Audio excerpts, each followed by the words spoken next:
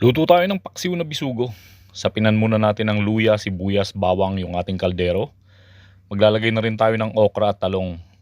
Sasamahan na rin natin ng sili yan. Saka natin ngayon ilalagay yung ating bisugo. Tapos maglalagay ulit tayo ng sibuyas, bawang, luya, pamintang buo, laurel, talong, okra. Saka natin lalagyan ng asin, seasoning, at suka. Hindi na tayo maglalagay ng tubig dahil kusang magtutubig yan.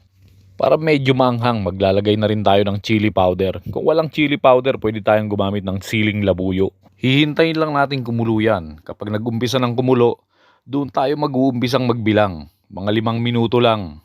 Tapos ready na yan. Ihanda na natin yung bahaw. Halika, kain tayo.